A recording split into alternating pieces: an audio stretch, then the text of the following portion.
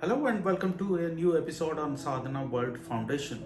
As you know, we care about crafting young lives. We present stories and experiences from our day-to-day lives, connect them with the wisdom which is embedded in our ancient texts.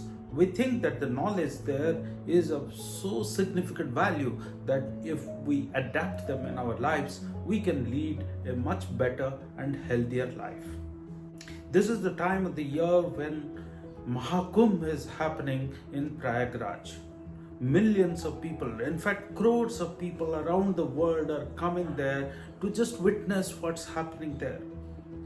Hindus around the world believe that if they take a dip in the confluence of river Ganga, Yamuna, and Saraswati in this particular time of the year, then they will attain salvation.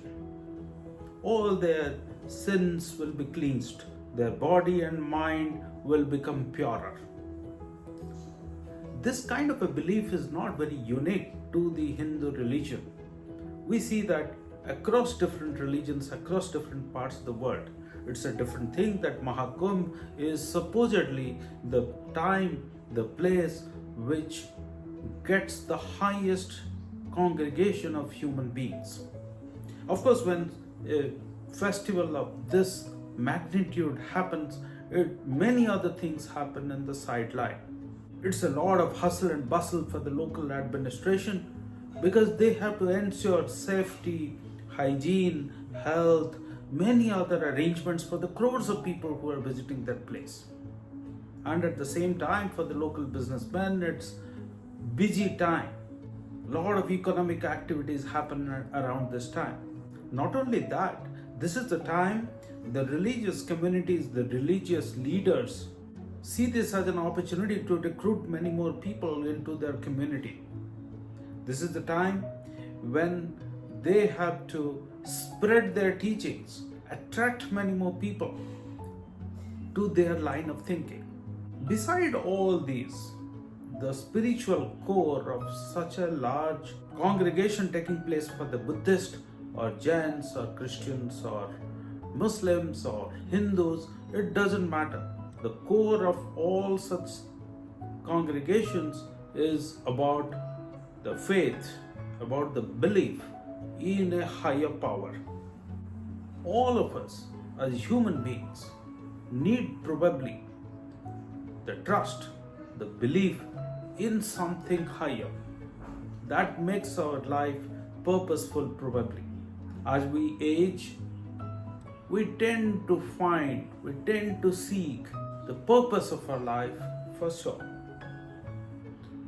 So I started thinking a little more about it. Why it is that people want to visit a place which is so crowded?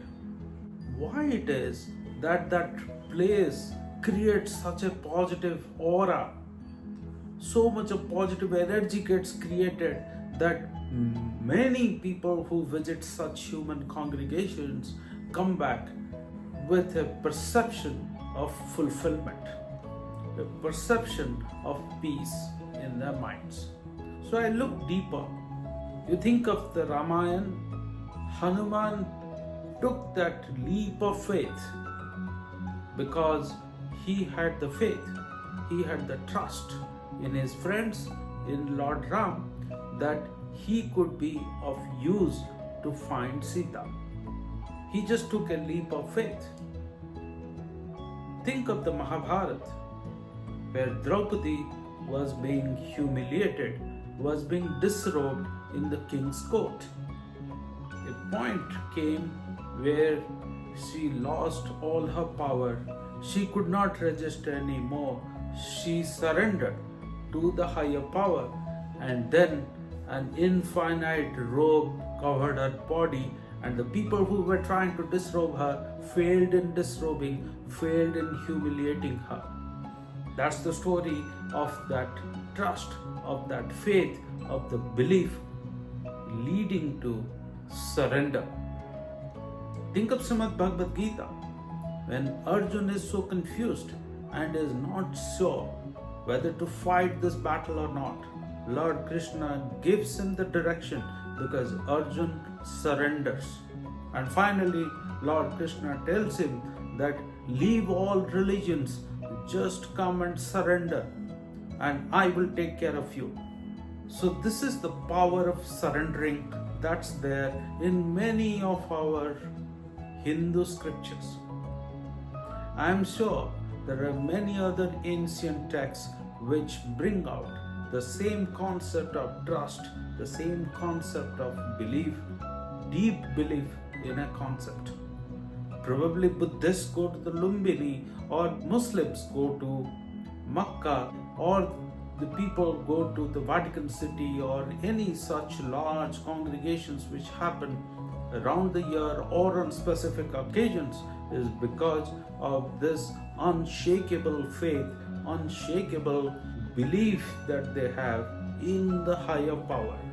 Sometime they realize that there are things which are happening around us for which human capability and human knowledge is unable to explain, and hence there is probably some force or some power which is guiding the ultimate outcomes that we achieve in our lives. The ultimate outcomes are basically the happiness, the quality of life that we lead on this world. Ladies and gentlemen, my dear children, think of the importance of purpose, importance of meaningfulness of our lives.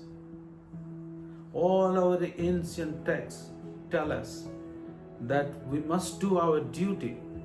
However, there has to be a sense of surrender to the higher power to make this life holistic. Some part of this life is about duty, is about process, is about the science to make sure that certain outcome comes based on the inputs that I give. But there is also another part of life which is about surrendering, thinking about the larger power, thinking about the limitations that we have as human beings. Let's live a holistic life. Thank you very much for thinking about this and spreading these nuggets of wisdom which are there embedded in our ancient texts. I look forward to our future conversations. Thank you very much.